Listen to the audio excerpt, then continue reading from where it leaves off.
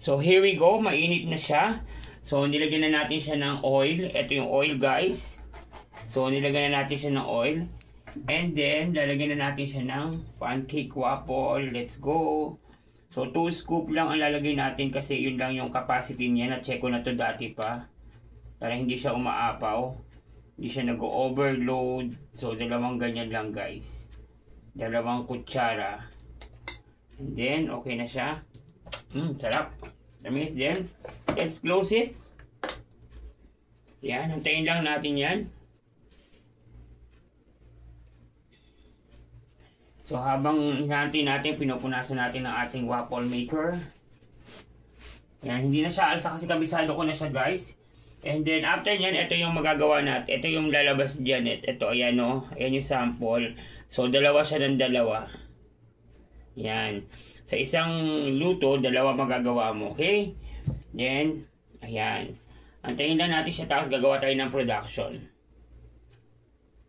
Yan, pag nakita nyo umaaso-aso na siya, guys.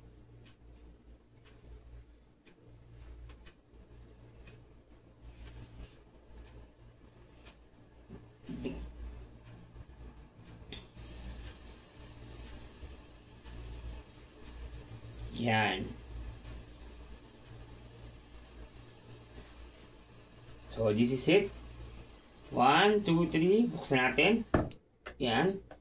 And this is it. The waffle. Ayan, guys. Ito na siya. Dumikit na siya. Ayan. So, this is the waffle now, guys. Kung gusto mo siyang i-toast ng konti pa, i-toast pa natin ng konti. Ano, ayan, o. Totoast ko lang siya ng konti para talagang mainit, malutos, masunog-sunog pa siya. Konting toast. Pero luto na yan. Manipis lang naman yan eh. So, this is it. Yan. So, ito na. Ililipat na natin siya dito. Ayan. Then, repeat it again. So, may sarili na akong waffle merienda. Okay. Then, again, lalagyan natin ng waffle para kasi malambot naman ang mixture natin. So, tatagal to. Ulitin ko. 1, 2, 1, then 2. Kaya siya ganon, kaya siya 2 kasi para hindi siya umaapaw. Okay, then close it. Punasan natin ang ating waffle. Hindi ko nalagyan ng oil yung kanina. Pero pwede naman non-stick naman yun eh. This is it, pansit!